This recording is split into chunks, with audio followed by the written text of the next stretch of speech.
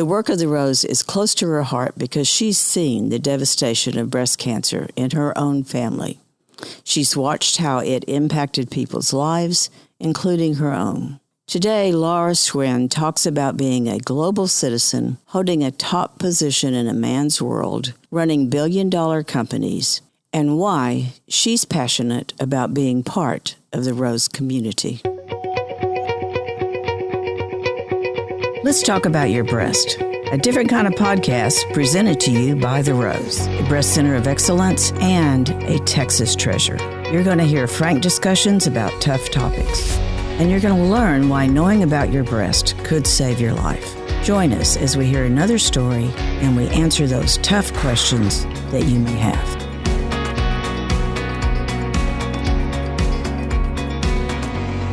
Laura, you've been in oil and gas forever. And in fact, I remember that when I met you, it was like you were one of the first women ever to be in the executive suite. So tell us just a little bit about your background in oil and gas. Yeah, so oil and gas, petrochemical, industrials, where I've spent most of my time, Dorothy. Started out in Canada, as you know. I am a Canadian. Started out in Canada mostly in sales and then just worked my way up to running businesses for multinational companies. It's been fantastic. I have enjoyed the time that I've spent. You call yourself a global citizen. Mm-hmm. What does that mean exactly, a global citizen?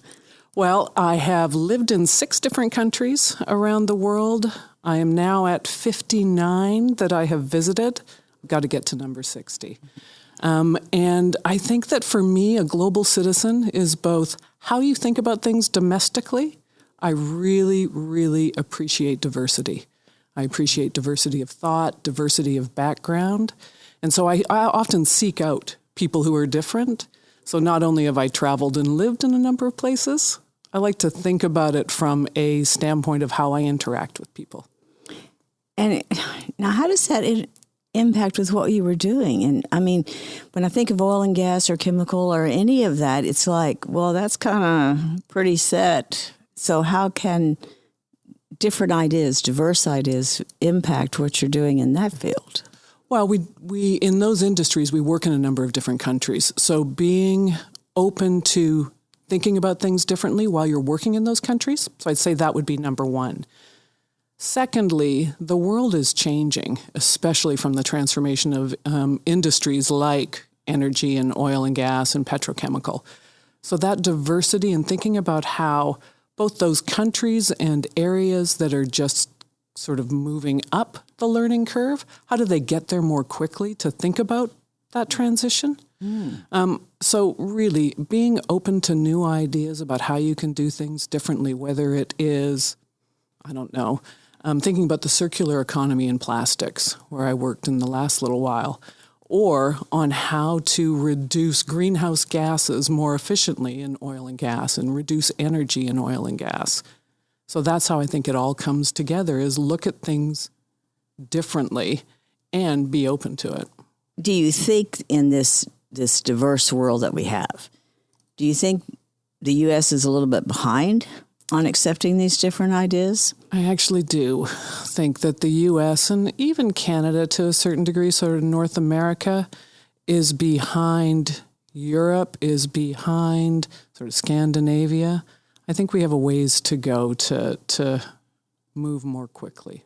Well, I know even in just the nonprofit world, this idea of being diverse, having different people at the table, it's kind of like it's all new, but it's not. Mm-hmm. I mean, the way that nonprofits get anything done is by having different people at the table. Yeah. And it's kind of like, well, this is pretty, we kind of know this. But it just seems like it's becoming the buzzword. And I hate it when something really great and beneficial to everyone becomes a buzzword. Yes. Then it has no meat behind it. I don't care how many offices of diversity you have. Mm-hmm. If it's not truly part of the culture, it isn't going to work. No, I agree. And getting that cultural change takes time, and you have to be committed to it, and you have to think about it for the right reasons all the time, not to check a box. So I agree with you. No box checking. Right. Actually make those changes sustainable. Right. And so for our listeners, Laura was on our board for several years, and talk about a change maker. She really brought some different ideas to us, and it's probably the most important factor we had in engaging our leadership in a different way of being. And I say that with all honesty. I've never seen our leadership respond to the systems and the way and the whole process that you taught us as they did then. And it was such a gift. And I share that because a lot of nonprofits don't realize bringing someone in from a different industry, a whole different industry, can really be beneficial. And what was it you always talked about? Key operating indicators, or and KPIs. Yes, yeah. How are we measuring where we're going? Yes, it was like, oh my gosh, and yes, we have our measurements, and yes, we have the different goals, but it was nothing like that. It was we didn't think that way, and so thank you for bringing that to us. I'm glad it made a difference. But now, why did you find yourself involved with the Rose? There were a couple of different things. One was meeting you, but I'll come to that in a minute. When I was at an event where there was a number of different not-for-profits, and they were looking for people who wanted to get more involved. And so a friend of mine and I went to this event, and we were walking around, and I had the pleasure of meeting Shannon and Bernice. And I walked past the table, and Bernice said to me, "Oh, do you know about the Rose?" And I said, "No, I don't." And they said, "Well, we work in breast cancer and supporting women through their journey." And it was like a lightning bolt hit me with the word breast cancer. And so I thought, I need to learn more. And just the passion and the information that both of them had about what you were doing, why you were doing it, resonated with me so much I wanted to learn more. And then I had the opportunity to meet with you when we were talking about a potential board role. And I remember thinking to myself, here is an organization led by a lovely individual who is thinking about women's health and their access to care when it comes to breast cancer. So for me, my stepmother passed away from breast cancer. And for me, it really just hit home how important it is to have access to diagnostics, and care. And so meeting all of you, and when I went there, I wasn't really thinking I was going to join any organization. Right. And it just became crystal clear. Yeah, the story you told me where you were just, accompanying your friend, yes, hoping y'all could go have dinner or something afterwards. You had no intent on becoming a part of a board. Yeah. So was this board very different? Was it a nonprofit board? You'd served on nonprofits before, had you? No, I'd been involved with them, but I'd never served on a board. So it was very different. I mean, I learned a lot. And so it makes me happy that I was able to contribute something as well as what I learned. But I learned a lot about how difficult it is as a not-for-profit to stay focused, how resilient you need to be as things change, I'm sure over COVID it has been pretty difficult. It was pretty difficult as well. And then still a lot of the same things that are similar to for-profit boards. I do serve on a publicly traded board now. And so there's a lot of similarities, governance, strategy, all of those things. Mm-hmm. Financial, more money. Yes, it's. But I've had many of our board members say, it's the same, but it's very different. And it is kind of a learning curve to realize that we don't control a lot of things, especially in healthcare. Mm-hmm. Reimbursements are set. Yes. You don't have a lot of impact in trying to change that. And there's just so many things that we have to be conscious of, as well as continue to do what we think we must do And that's always a challenge. When I joined the Rose, one of the things that I loved sitting around the boardroom or meeting with your leadership team was it was all women. And I had never in my entire career been around a group of women. And I realized it's not that different. And as we sat around the table and talked about solving problems or coming up with solutions, there was the same energy, creativity, and drive sitting around with a group of women. So when all those women are together and that happens, why doesn't it happen in the same amount when it's not just all women? And that was one thing that I always kept in the back of my mind. Wow, that's a great observation. I remember from those early days on the board that you were talking about that is very different is the number of volunteers that you also need to motivate and engage and find those people yes. who will work as volunteers is very different than in corporate world where you're paid to be there. Right. And most nonprofits have realized this over the years as more and more people have had to go to work. The number of volunteers that are available, especially during a work week, that's just dwindled. And it is difficult to keep that connection with your community if you don't have a good volunteer force. Yes. So most of our volunteers now are really working on some event or some during this month that we're about to go into, Breast Cancer Month. It's always great to have those extra hands. Every nonprofit runs lean. You can't run any other way. So it's like having so many other potential employees out there ready to help you. Yes. So when your stepmother died, now you had two half sisters. Yes. Yeah. And how did her death? And I'm not remembering how long her illness was. Did she have a long one? No, it was not that long. It was just a couple of years. And my two lovely sisters were 8 and 10 at the time that she passed away. And I'm much older than them, 20 years older than them. And it really, not only as she went through her illness, the impact that had on two young girls, but afterward, losing their mother, it has, to this day, they're both mothers now. It still has an impact on them, 30 years later. Speak to that a little bit. I think that when you become a mother, thinking about, not having all of the memories you wished you'd had with your mom, I think that's one. Wishing you could share with your mother now that you're a parent yourself. So I think those things have really weighed heavily on them. And then I would assume their own fears about, well, I have breast cancer, and what if something happens to me and I leave my children behind?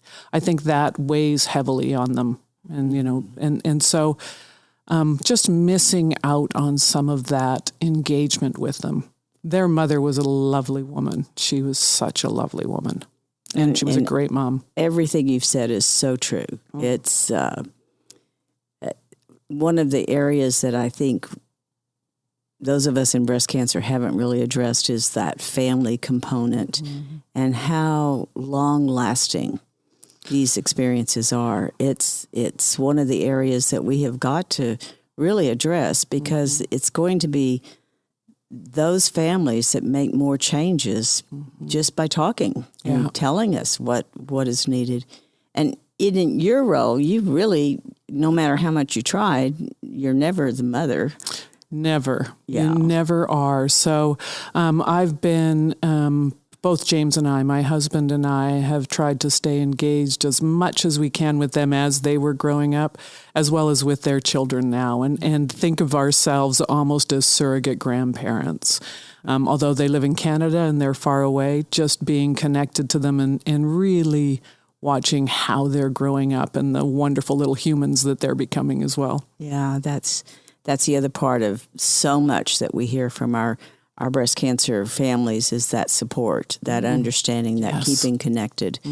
Because what often happens when the mother dies is the family really falls apart. Yes. And there isn't a Laura around to kind of remind them there's still someone here that cares about you. And I think that's the other part, that in our understanding of that emotional impact, we've just got to talk about and got to address at some point. I think you're right. It can be so, no matter what we call it, it's still a traumatic event. Yes. And that's one of the things that just really concerns me in this work that we do with our uninsured populations, because those mothers don't have the same chance to stay alive. They really don't. Yeah. And it hasn't gotten a whole lot better. No matter what programs we try, it's a matter of access to care. People say to me, well, what's the main thing you'd like to see changed in the breast cancer world? And I said, an end to poverty, an end to people having to choose between their health and what they put on the table. That's the same story we saw 30-something years ago. We see it today. It just doesn't make sense. But I think, Dorothy, what you, the team here, Dixie, have done has given hope to a number of uninsured women. I mean, I think there is progress, probably not as far as we want, but due to the good work that is done here by everybody at the Rose, has made a difference. And of course, it's always been the community that backed us up. Someone was talking about, the government help. We've not had government help. Excuse me? It's been the community that stepped up and said, hey, we'll help you. We'll help you with this fundraiser. Or we'll, individuals that have donated incredible amounts of money so that we had a mobile coach and all of those things that really have changed how we can serve. So, we truly have to remember it's going to be any community that's going to help you. And that people, when they see the good work that you're doing, want to get involved. So that's got to be one of the big challenges, is getting the word out and people realizing the small steps that they can take to help. Oh, absolutely. Yeah. Absolutely. All right, now I want to go back to Laura for just a minute. All right. Because you always kind of dance around this, but being a woman, a strong woman, an opinionated woman in this man's world had to be challenging, tough. Yeah. Did you have a different mindset than most, or what do you attribute that to? I don't know. I think, coming from a family of 5 girls, 3 of us in the first batch and then my 2 half-sisters, a really, really strong mother. I was raised by a single mother, and she was amazing and never really told us to hold back or think that we couldn't do something. So I think part of it was my just belief that I could do things. And, always sitting around the table and having all men around the table, or, working with men all the time, which hasn't changed much over the 30 years that I've been working. I think just being myself and focusing on delivering. Because once you have that as your focus, that you'll execute or that you'll deliver against commitments, I think gender changes. Plus, I think I had some advantages. I could move around the world and do things that, and I did, that some people couldn't. And so I took some of those risks early on in my career that had me differentiated beyond just my gender. And I think that was probably part of it. But it really is just tenacity and focus, I think, is what made the difference. And then not losing sight of who I was. Right. I remember one time when we were traveling internationally and I was with my head of sales. And I brought him with me to go shoe shopping because I wanted to go and get shoes. I wasn't interested in, fishing rods or whatever else that he wanted to get. We did do that as well. But just being true to myself and not trying to be like the guys, I think made a difference. And I had a few bumps in the road where I thought, I'm going to have to behave and be like men. Didn't. Being authentic and staying true to who I was really what I focused on. Because we are such a woman-focused organization. I loved it. We have 125 employees. 1 is male, and it's I think I continue to hear the challenges of women, not in our organization as much, but in trying to carry so many roles. The mother's a caretaker for parents, and then they're trying to work too, and appease perhaps a mate that is not that helpful. Mm-hmm. I mean, it is different. Mm-hmm.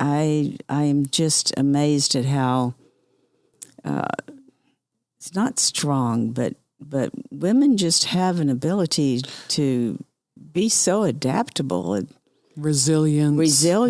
Yes. I agree. And it doesn't matter whether you're at the top of the heap like you were. You know, I mean, you were in the C-suite. You were one of 5 to run a company. That's incredible, and not a small company. I've been really, really fortunate on the things that I've been able to do and the positions that I have worked hard to get to. That's what I want to hear. You had to work hard to get to I did work hard, yes. You were not lucky. No, it was not luck. You had to work hard. No, I was working hard. And now you are about to retire, or have you really retired? You're not retired. I have retired from the corporate life that I've been leading for the last 30 years. And I'm in a position now where I can take on whatever I want to do that I'm passionate about, right? Do good as opposed to just doing not good, meaning we're staying away from, running an organization that you're mitigating risks all the time, which you have to do in anything. But I now have an opportunity to work in things that I'm passionate about because of the hard work that I've done over the last 30 years. So I made the decision at the beginning of this year that by the end of 2023, I would retire from the corporate life that I was in, focus on my board work, and then if there was a position that really resonated with me and that I was passionate about, that was going to do good, I would think about that. But Interesting. I don't know. I have to really thank in part you, Dorothy, and the Rose here for starting me down that path, right? Just watching what you all have built here out of passion and hard work. And the board work that I did here, leading to public company board work, made me think about, this is the time. I have the opportunity and go and do something that's going to make a difference.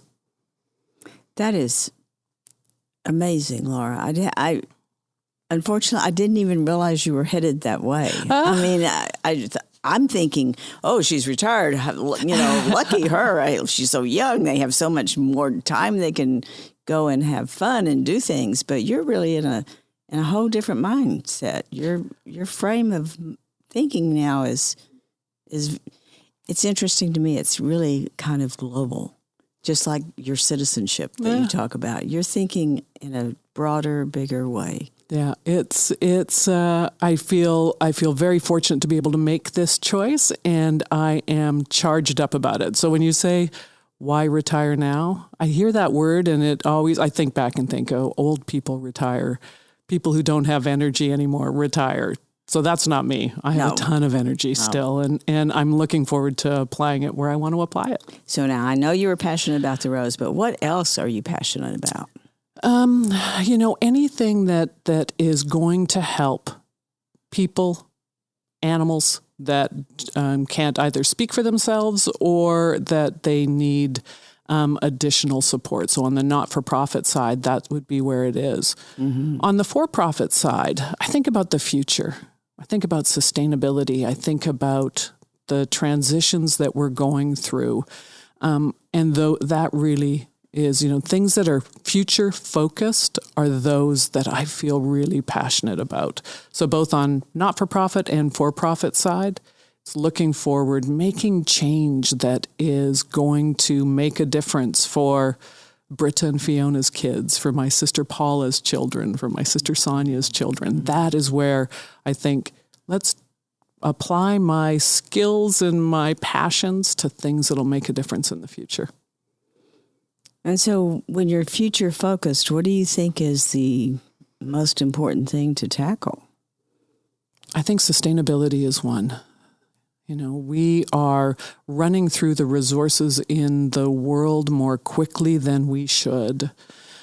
So how do we reuse? How do we recycle? How do we get more involved in sustainability, long-term sustainability that's going to keep the world rotating and not heading in the direction where it seems it's going to. So as an energy executive, that seems a little like almost a misnomer, a dichotomy that you're thinking this way, because that sustainability could mean we have to live a very different way. Well, I think that sustainability means we do have to lead a different life. But when, in the energy capital of the world almost here in Houston, there's a lot of energy innovation from many of the big oil and gas companies or oil field service companies that are focused on how do we do this energy transition better? How do we ensure that the technology that we're putting in the ground or what we're doing is actually going to lead to a more sustainable world? If I think about my last role in petrochemicals, we spent a lot of energy thinking about how do we reuse plastics into new plastic environments. And so those things, those companies are spending an inordinate amount of money and effort and intellect on how do we become more sustainable and how do we think about this transition that it will take years, but how do we make sure that we're focused on it? So I think it's not as far-fetched as it could be. Well, and actually, if you think about it, it's kind of naive to think that wouldn't be the leaders in it. Mm-hmm. Who else can make these changes? That's so valuable to hear, Laura, and it's encouraging.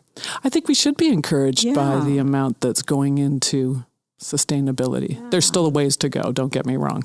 There's still a ways to go. Yeah, but I think people are more concerned.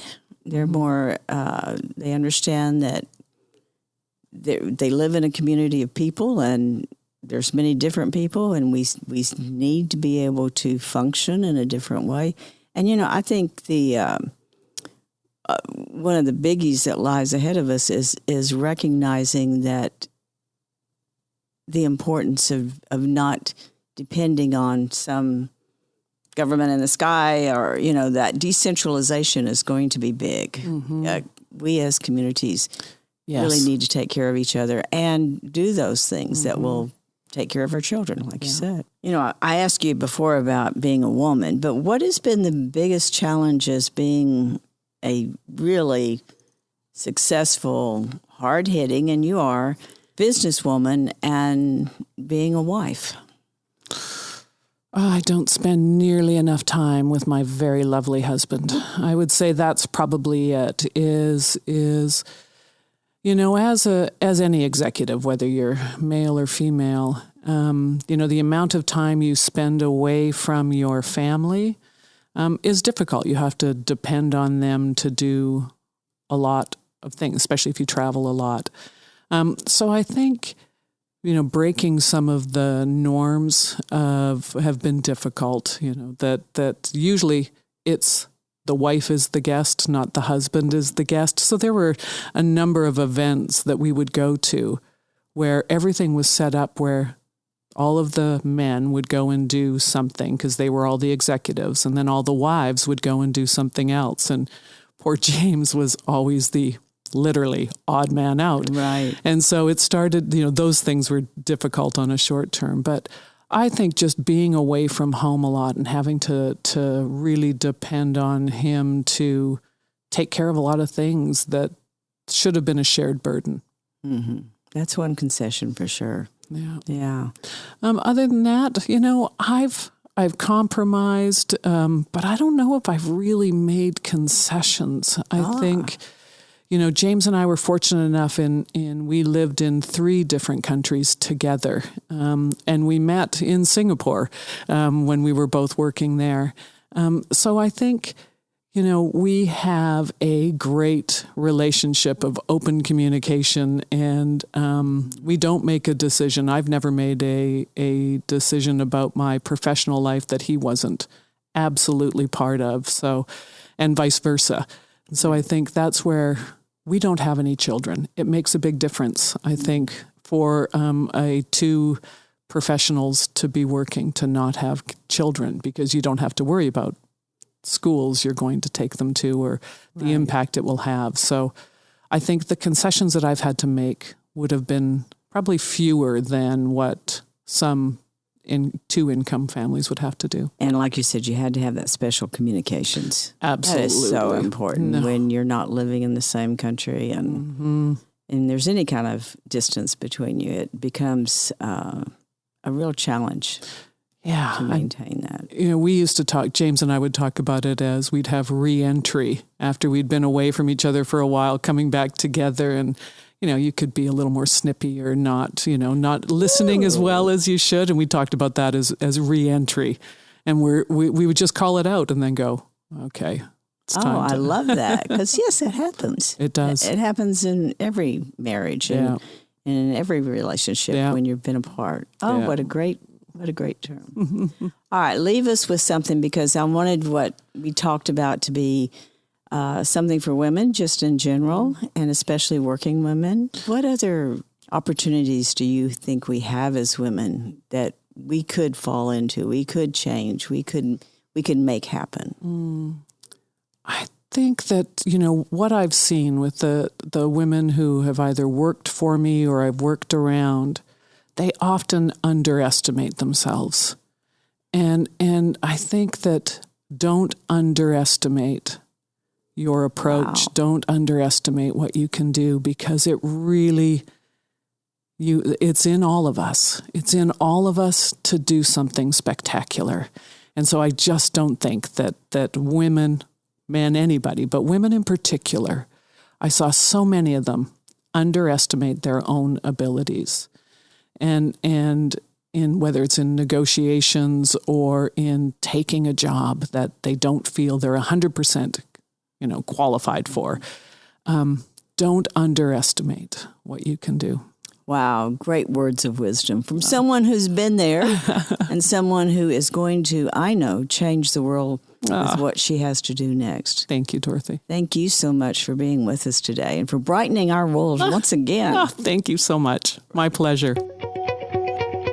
So that wraps it up for today. And don't forget, we're doing an episode every single day. You're going to get your daily dose of Let's Talk About Your Breasts during the month of October. October is the month of pink, and for The Rose, a breast center of excellence, that means we'll be airing podcasts every day in October to celebrate Breast Cancer Awareness Month. You'll be hearing from longtime firefighter, senior captain, and breast cancer survivor from the Houston Fire Department. You'll hear how making clay heads was part of her treatment. Be sure to share with family and friends, because there's a little something for everyone. To find out ways to help The Rose, visit our website at therose.org. And remember, self-care is not selfish, it's essential.